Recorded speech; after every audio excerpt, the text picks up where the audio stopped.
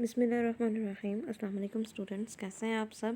बेटा आज है हमारा चैप्टर नंबर 10 का lecture number 33, that is class super class tetrapods phylum chordata की हमने सेकंड क्लास आज स्टार्ट करनी है, that is super class tetrapods, जिसमें हमने आज एम्फीबियंस, रेप्टाइल्स और एव्स यानी के बर्ड्स को डिस्कस करना है।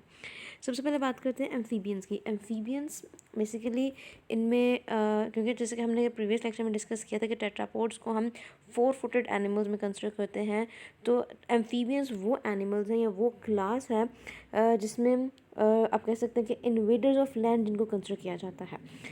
इसमें वो एनिमल्स आएंगे जिन्होंने सबसे पहले लैंड पे इन्वेड किया था, लैंड पे आप कह सकते हैं कि लैंड पे सबसे पहले कॉलोनाइज़ किया था।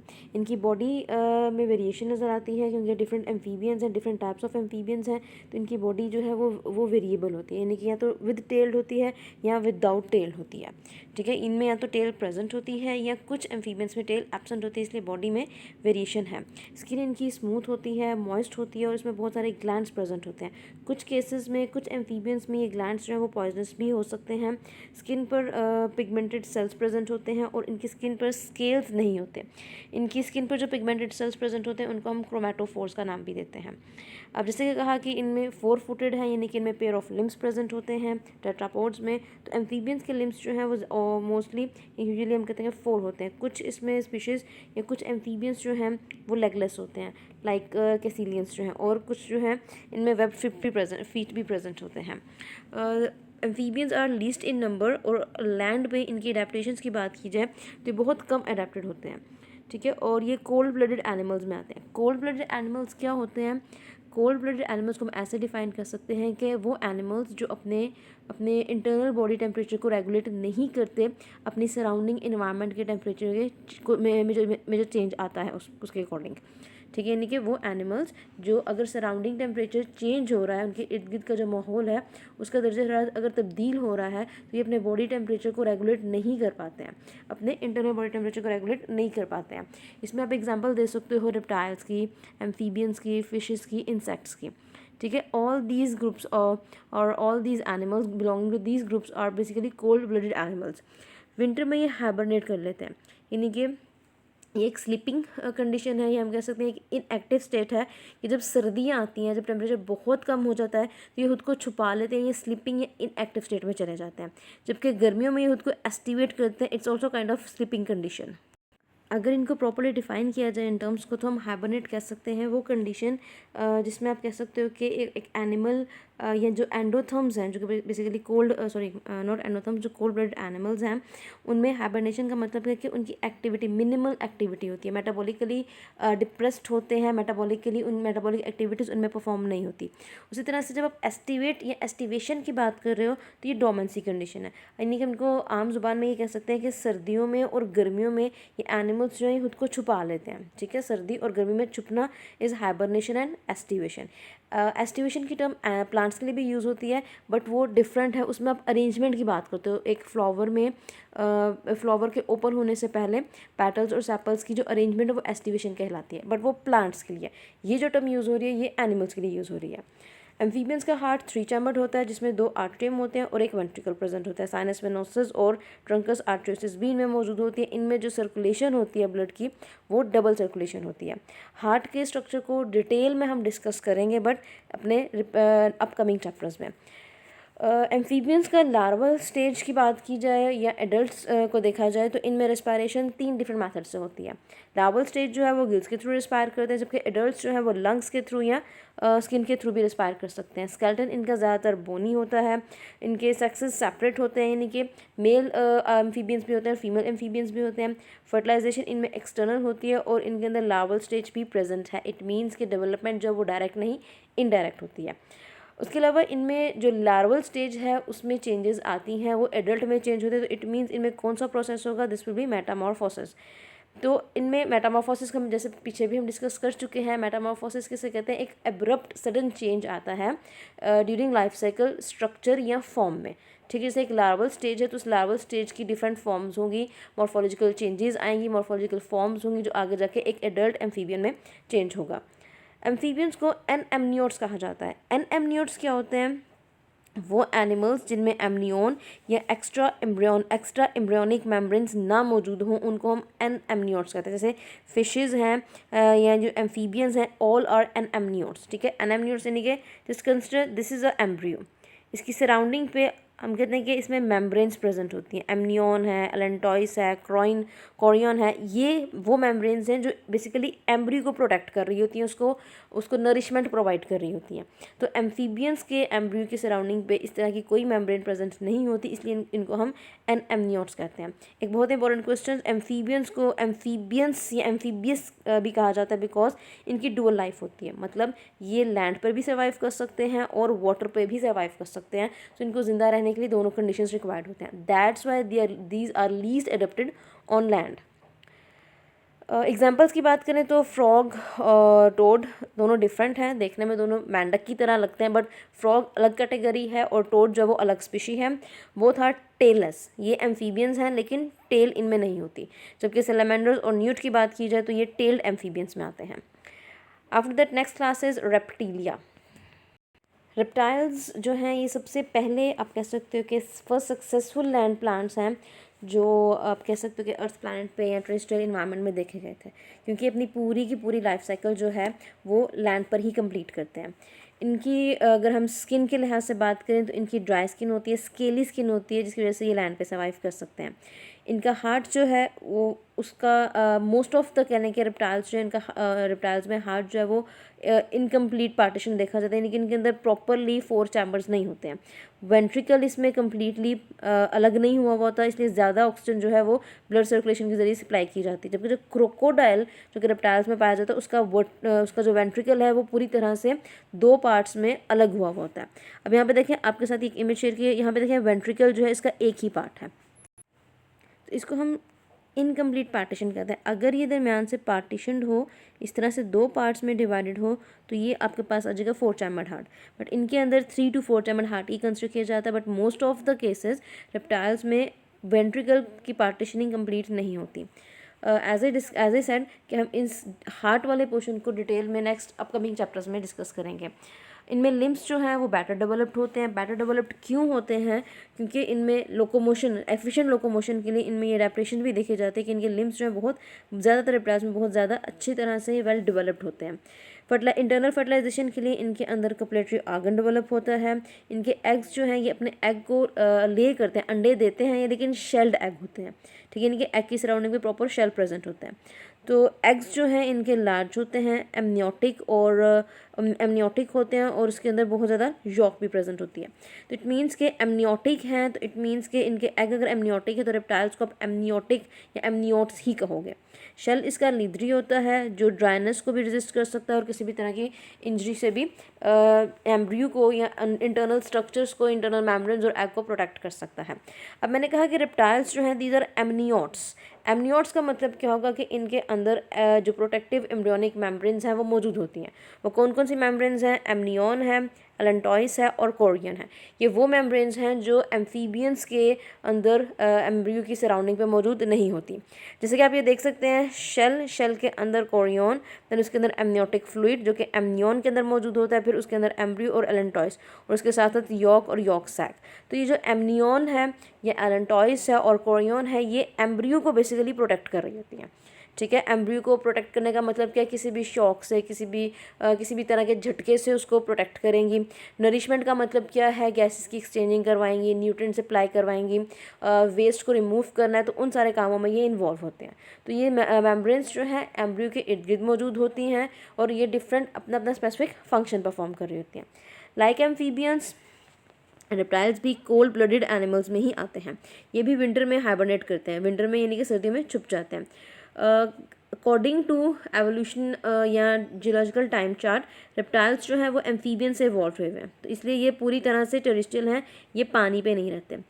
रेप्टाइल्स की एज की अगर हम बात करें तो रेप्टाइल्स कब डोमिनेंट हुए थे? मीजोजोइक इरा में, अप्रॉक्सीमेटली 225 to 65 मिलियन ईयर्स। या आपकी बुक पे मेंशन है, इसको हाईलाइट ज़रूर करें।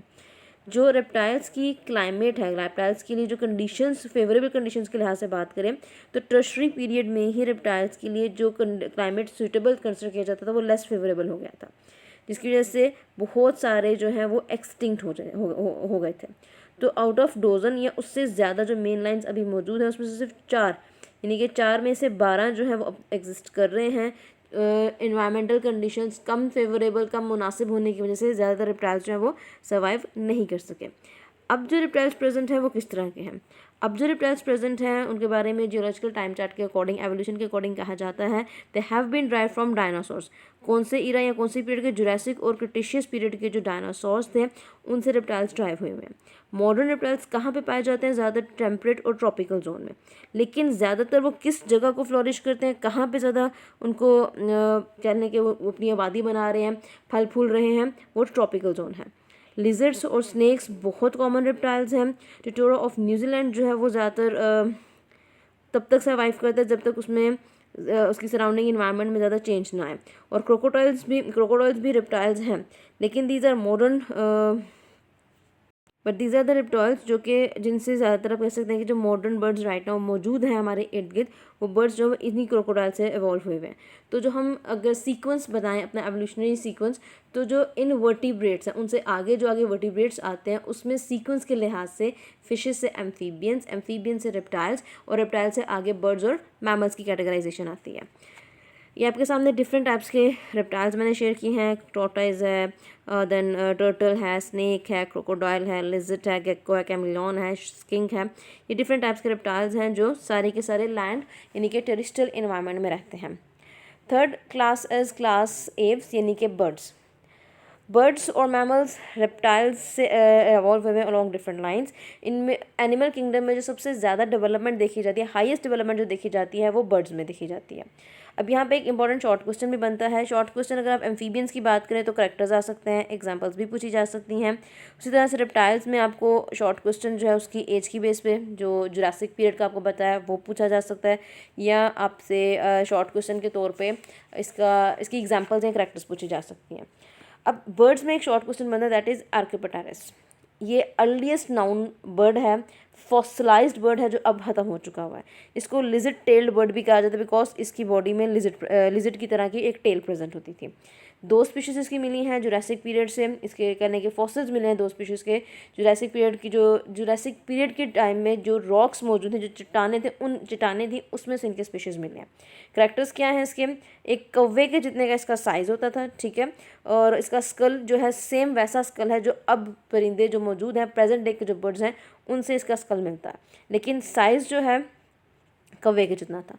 इलोंगेटेड जॉज हैं जिसमें in the form of beak, ठीक है, बीक की फॉर्म में। यहाँ पे देखें इसके जो ये बीक है, इसकी बीक जो है, बीक बेसिकली किस तरह के इलोंगेटेड जॉज जो हैं वो बीक की फॉर्म में है। बोनी टीथ प्रेजेंट होते हैं इनके जॉ सॉकेट के अंदर, जो जबड़े के सुराख हैं उनके अंदर बोनी टीथ प्रेजेंट होते हैं, ठीक है। जो कि मॉडर्न बर्ड्स हैं उनके अंदर दांत नहीं होते, उनके अंदर टीथ कंसिडर नहीं किए जाते, लेकिन बहुत सारे जो फॉसिल्स बर्ड्स के मिले हैं उनमें कंसिडर किया गया है, उनमें बताया गया है कि उनके अंदर दांत मौजूद होते हैं। उसके अलावा इनके अंदर लॉन्ग टेल होती थी, और जो दोनों साइड्स हैं इन टेल की दोनों साइड्स पे फीदर्स प्रेजेंट होते हैं, जैसे कि आपको ये इमेज में नज़र आ रहा है। इनके जितने भी विंग्स मौजूद हैं हर विंग के अंदर 3 क्लॉज मतलब पंजे मौजूद होते हैं। With the exception of feathers, ये बर्ड्स जो हैं ये देखने में डायनासोर्स लगते थे। द गियांट रिप्टाइल्स, सबसे बड़े रिप्टाइल्स जो पास्ट ईराज में देखे जाते थे। तो आर्कियोपेटेरस की जो आपके पास है करैक्टर्स हैं ये आपको एज अ शॉर्ट पूछे जा सकते हैं।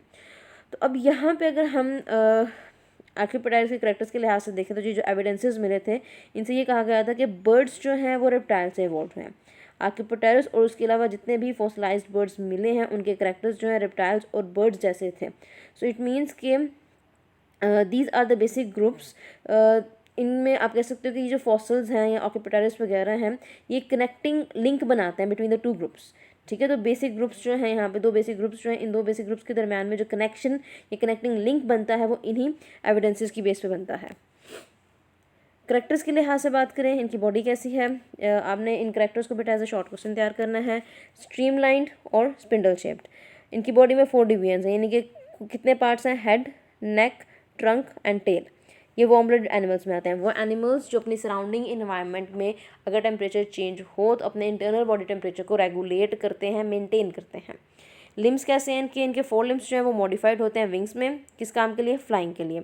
हाइंड लिम्स जो है वो पर्चिंग के लिए होते हैं, पर्चिंग मतलब पकड़ने के लिए, ठीक है। और कुछ बर्ड्स में जैसे आप कहते हैं जो ऑस्ट्रिच है, शुतुरमुर्ग जो है, उसके अंदर ये विंग्स जो है, ये सॉरी लिम्स जो हैं ये रनिंग के लिए, क्योंकि वो उड़ता नहीं है, वो भागता है, तो उन बर्ड्स के अंदर ये रनिंग के लिए हाइंड लिम्स जो है वो मॉडिफाइड होते हैं। इनके अंदर पेक्टोरल मसल्स मौजूद होते हैं जो कि बहुत ज़्यादा स्ट्रॉन्ग होते हैं। ये मसल्स फ्लाइट में इनकी ये जो ऊपर की तरफ आसमान की तरफ उड़ान भरते हैं उनमें ये मसल्स इन्वॉल्व होते हैं। इनका एक्सोस्केलेटन जो है वो एपिडर्मल होता है, फीदर्स का जो एक्सोस्केलेटन होता है। इनके लेग्स जो हैं उन पर स्केल्स मौजूद होते हैं। इनके स्कल में लार्ज सॉकेट्स होते हैं, जॉज जो एक्सटेंड हुए हुए होते हैं इनटू हॉर्नी बीक, ठीक है। इनके अंदर टीथ मौजूद नहीं होते because these are present day birds. और इनका जो एंडोस्केलेटन है वो बहुत लाइट वेटेड होता है, क्यों, क्योंकि इनकी बोन्स के अंदर एयर स्पेसिस होते हैं। और जैसे बोन्स के अंदर, जिस बोन के अंदर होल्स हों, स्पेसिस हों, सुराख हों, उसका वजन कम हो जाता है, ठीक है, due to presence of air spaces और pores. After that in birds के अंदर टीथ नहीं होते, तो इनके अंदर एक थिक मस्कुलर स्ट्रक्चर डेवलप होता है जिसको ये फूड को क्रश करने के लिए, फूड को तोड़ने के लिए इस्तेमाल करते हैं, उसको हम कहते हैं गिजट। इनका सर्कुलर सिस्टम जो है, सर्कुलेटरी सिस्टम जो है वो किस तरह का होता है, यानी कि इसके अंदर हार्ट प्रेजेंट है, वो कैसा है, 4 चैम्बर्ड होता है, 2 आर्ट्रिकल और 2 वेंट्रिकल। इनका जो राइट आयोटा है वो राइट साइड पे कर्व्ड होता है और बैकवर्ड की तरफ थोड़ा बेंड हुआ होता है। लंग्स कैसे होते हैं इनके लंग्स में एक्सटेंशंस देखी जाती हैं जिनको हम एयर सैक्स कहते हैं। ये एयर सैक्स इनकी बोन्स तक एक्सटेंड हुए हुए थे, जिसको हमने अभी पीछे एयर स्पेसिस का नाम दिया है। आफ्टर दैट इनके अंदर एक वॉइस प्रोड्यूस करने का एक ऑर्गन होता है जिसको हम कहते हैं सिरिंग्स, ठीक है। कहाँ पे लोकेटेड होता है, ये इनकी ट्रैकिया जो इनकी विंड पाइप है उसके लोअर एंड पे प्रेजेंट होता है, near the origin of true bronchi, जो इनका रेस्पिरेटरी सिस्टम है उसी के आसपास इसकी लोकेशन देखी जाती है। इनके एक्सक्रीटरी सिस्टम में ब्लेडर नहीं होता है, इनका यूराइन सेमी सॉलिड फॉर्म में होता है, ठीक है, ना सॉलिड ना लिक्विड, लेकिन सेमी सॉलिड फॉर्म में होता है। इनका नर्वस सिस्टम जो है वो हाईली और वेल डेवलप्ड होता है। लोकोमोशन, जैसे कि आपको पता है मॉडर्न बर्ड्स जो हैं वो चलते तो हैं, लेकिन उनकी मेन लोकोमोशन जो देखी जाती है होती है कि वो उड़ते हैं, पावर ऑफ फ्लाइट। कुछ बर्ड्स में पावर ऑफ फ्लाइट जो है वो कम हो चुकी हुई है, यानी कि एकदम से ख़त्म हो चुकी है, वो हम कहते हैं वो रनिंग बर्ड्स होते हैं। उनके अंदर उनके विंग्स के अंदर विंग्स उनके अंदर मौजूद हैं, ठीक है, विंग्स उनके अंदर मौजूद हैं, लेकिन उनका कोई काम नहीं है। तो ऐसे विंग्स जो फंक्शन नहीं परफॉर्म कर रहे होते हैं या बिना काम के वो मौजूद होंगे, यानी कि वो उड़ने में इन्वॉल्व नहीं है, वो इनको फ्लाइट प्रोवाइड करने में इन्वॉल्व नहीं है, उनको आप वेस्टिजियल विंग्स कहोगे। तो जैसे ऑस्ट्रिच है, कीवी है, इनके अंदर विंग्स मौजूद हैं, लेकिन इनके अंदर पावर ऑफ फ्लाइट नहीं है, ये उड़ नहीं सकते, ये ज़्यादा रनिंग करते हैं, तो ऐसे बर्ड्स को हम रनिंग बर्ड्स कहते हैं। उसके अलावा पेंगुइन्स की बात करें, उनके 4 लिम्स मॉडिफाइड होते हैं इनटू फ्लिपर्स, ठीक है। फ्लिपर्स आपने देखा है पेंगुइन्स में फ्लिपर्स मौजूद होते हैं, वो फ्लिपर से क्या करते हैं, स्विमिंग करते हैं, तो इनके 4 लिम्स जो हैं वो स्विमिंग के लिए मॉडिफाइड हैं। रिप्रोडक्शन के लिहाज से बात करें, सेपरेट सेक्सेस मौजूद हैं, यानी कि मेल बर्ड्स हैं, फीमेल बर्ड्स हैं। फर्टिलाइजेशन इंटरनल होती है, एग्स का साइज़ बड़ा होता है और काफ़ी ज़्यादा उनके अंदर यॉक मौजूद होता है। ज़्यादातर बर्ड्स में एक ओवरी और एक ओविडक्ट फंक्शनल होती है, जबकि ईगल्स की बात करें तो ईगल में दोनों ओवरीज और ओविडक्ट्स जो है वो फंक्शनल होती हैं। An important MCQ। तो बेटा ये था सुपर क्लास टेट्रापोड्स की 3 क्लासेस। कल हम इसकी लास्ट क्लास डिस्कस करेंगे, that will be Mammalia, mammals, जिसमें ह्यूमंस भी आते हैं। थैंक यू क्लास, अल्लाह हाफ़िज़।